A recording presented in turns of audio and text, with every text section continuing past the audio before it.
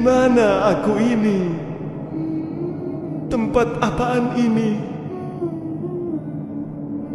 Apaan ini ya Rob? Kembalikan aku ingin beramal salih. Siapa Tuhanmu? Apa agamamu? Siapa Nabi yang diutus kepadamu? Tolong bukakan. Aku masih hidup. Jangan tinggalkan aku.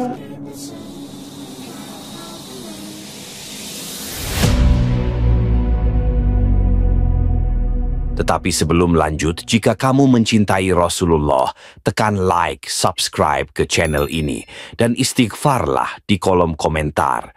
Ketahuilah, setan akan selalu mencoba menghalangimu.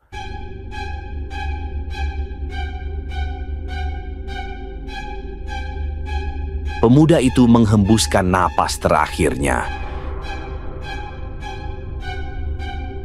Semasa hidup, ia jauh dari Allah. Salat ditinggalkan, maksiat menjadi kebiasaan, dan durhaka kepada orang tuanya.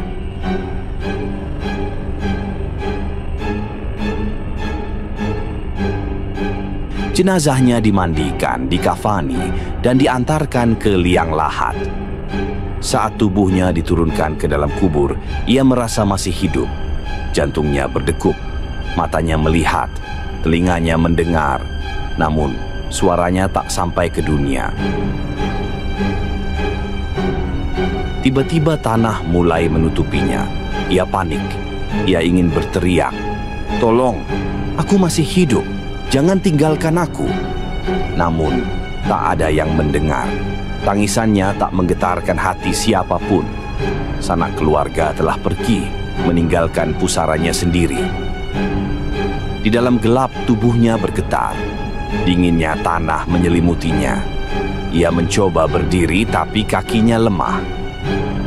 Ia merasa masih hidup, tetapi tubuhnya tak lagi bisa bergerak bebas. Hanya keheningan yang menyelimuti. Lalu, tiba-tiba, sesuatu menghantam kuburnya. Tanah bergetar, udara di sekelilingnya menipis, dadanya terasa sesak. Dinding-dinding kubur itu bergerak, semakin sempit, semakin menekan tubuhnya. Ia menjerit sekuat tenaga, tapi siapa yang bisa menolongnya? Suaranya hanya menggema dalam kegelapan. Dan saat itu, muncullah dua sosok, besar, mengerikan. Mata mereka menyala, sorotnya menembus jiwanya yang gemetar. Pemuda itu ingin lari, tapi kemana? Salah satu dari mereka mendekat. Suaranya bergemuruh seperti petir yang membelah langit. "Siapa Tuhanmu?" Lidah pemuda itu keluh. Dadanya berdegup kencang. Ia ingin menyebut nama Allah. Tetapi selama hidupnya, ia tak pernah benar-benar mengenalnya. "Apa agamamu?" Ia tahu jawabannya. Tapi, kenapa bibirnya terkunci? Kenapa ia tak mampu mengatakannya? Siapa nabi yang diutus kepadamu? Pikirannya kosong. Semua yang pernah ia dengar dulu kini tak berarti. Tubuhnya gemetar. Ia ingin mengingat, ingin menjawab, tapi semua terasa asing. Tiba-tiba sebuah palu raksasa muncul di tangannya. Satu hantaman dan jeritannya mengguncang alam barzakh. Namun ini baru permulaan. Jeritan pemuda itu menggema dalam kegelapan. Dadanya sesak, tubuhnya menggigil ketakutan. Namun kengerian belum berakhir. Seekor ular raksasa muncul dari kegelapan. Tubuhnya hitam pekat, matanya menyala merah seperti bara api. Ular itu menganga, memperlihatkan taring-taring tajamnya. Inilah Asy-Syuja'ul Aqra. Pemuda itu meronta, berusaha kabur, tapi kemana? Ekor ular itu menghantam tubuhnya. Seketika bumi terbelah. Ia terjatuh, terhempas ke dalam tanah, 70 hasta ke bawah. Namun siksa tak berhenti di situ. Dari segala arah muncul ular-ular lain. Ribuan, ratusan ribu merayap di sekelilingnya. Lidah mereka menjulur, tubuh mereka melilit, menyayat, menggigit tanpa henti. Pemuda itu menjerit dalam kesakitan. Tubuhnya terbakar, dagingnya terkoyak. Dalam keputusasaan, ia mengangkat kedua tangannya ke atas. Ya Rabb, kembalikan aku. Aku akan sholat. Aku akan beramal syalih. Aku akan meninggalkan maksiat. Aku ingin Engkau ridhoi. Namun, langit di atasnya tetap gelap. Tak ada jawaban. Tak ada pengampunan. Jeritannya semakin keras, semakin memilukan. Namun, semuanya sia-sia. Disinilah ia tinggal, dalam siksa yang tak berujung, dalam penyesalan yang tak akan pernah diterima selamanya.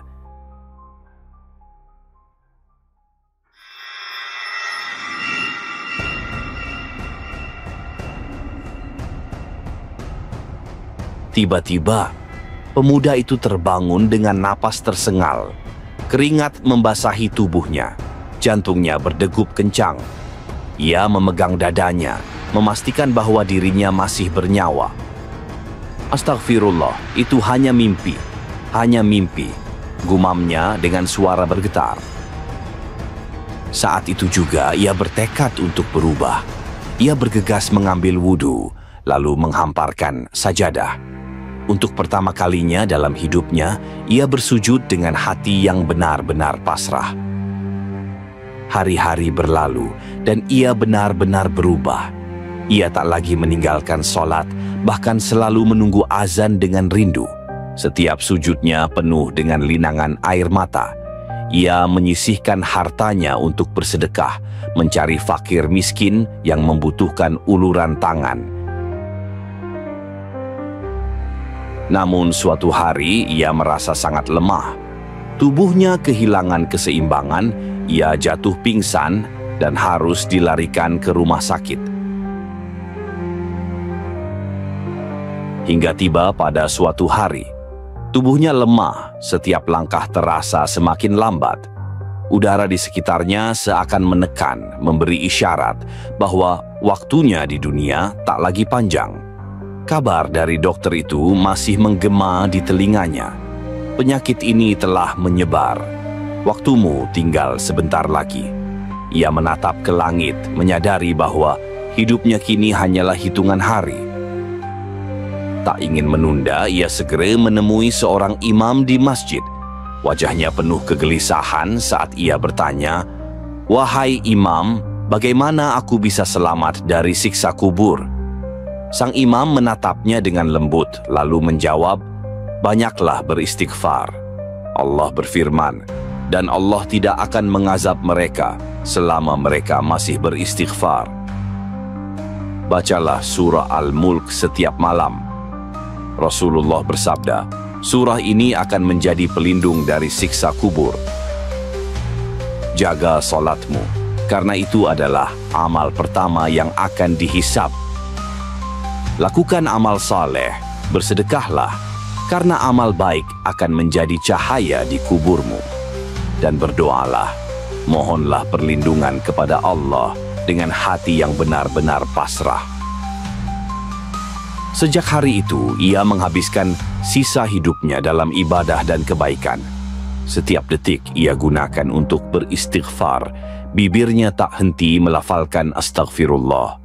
Setiap malam, surah Al-Mulk menjadi penutup hari-harinya. Ia memperbanyak sholat, sujud lebih lama, menangis lebih dalam. Hartanya ia sedekahkan, bukan untuk dipuji, tapi karena ia takut kembali ke kegelapan yang dulu pernah ia lihat dalam mimpinya. Dan pada suatu malam, tubuhnya semakin lemah. Ia menutup matanya, menyebut nama Allah, dan untuk terakhir kalinya ia menghembuskan napas. Namun, di saat yang sama, di alam yang tak kasat mata, sebuah cahaya lembut menyambutnya. Kuburnya bukan lagi kegelapan yang menyiksa, tapi taman dari taman-taman surga. Akhir yang indah bagi mereka yang kembali sebelum terlambat. Dua malaikat yang tadi mengujinya kini berdiri dengan penuh kelembutan. Mereka tersenyum lalu berkata, Tidurlah dengan tenang seperti tidur seorang pengantin yang tak akan dibangunkan kecuali oleh orang yang paling ia cintai. Seketika, pemuda itu merasakan hembusan angin sejuk. Ia menoleh dan melihat sesuatu yang membuat hatinya bergetar. Kuburnya terbuka mengarah ke tempat yang begitu indah. Pepohonan hijau rindang, sungai-sungai jernih mengalir, cahaya keemasan memantul di permukaannya. Tiba-tiba, sebuah cahaya lembut muncul di hadapannya. Ia menatap, dan cahaya itu berubah menjadi sosok yang bersinar penuh kehangatan. "Siapa kau?" tanyanya. Sosok itu tersenyum. "Aku adalah amal salehmu. Aku menemanimu hingga kau masuk ke dalam surga yang sesungguhnya." Lalu terdengar suara yang begitu menenangkan. "Wahai jiwa yang tenang, kembalilah kepada Tuhanmu dengan hati yang ridha dan diridai. Masuklah ke dalam golongan hamba-hambaku yang berbahagia dan masuklah ke dalam surgaku."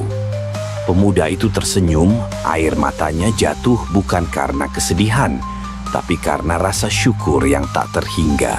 Ia telah kembali ke tempat yang sesungguhnya. Pelajaran dari kisah ini, kesempatan untuk berubah selalu ada selama nyawa masih dikandung badan. Taubat yang tulus dapat mengubah akhir hidup seseorang dari kegelapan menuju cahaya. Amal syaleh adalah kunci kebahagiaan di dunia dan akhirat. Rasulullah mengajarkan doa ini untuk perlindungan dari siksa kubur dan neraka. Allahumma inna na'udzubika min azabil qabr wa azabi jahannam wa fitnatil mahya wal mamat. Ya Allah, lindungilah kami dari siksa kubur, siksa neraka, fitnah kehidupan, dan fitnah kematian. Namun, perjalanan pemuda ini belum berakhir. Bagaimana Allah menyelamatkannya di hari kiamat? Seperti apa kehidupan sejati di surga yang dijanjikan? Nantikan bagian selanjutnya. Ya Rob, kumpulkan kami bersama Nabi dan kekasih-Mu, Muhammad, di surga yang abadi. Jangan lupa like, subscribe, dan aktifkan lonceng notifikasi agar kita terus bersama dalam ilmu dan cinta kepada Rasulullah.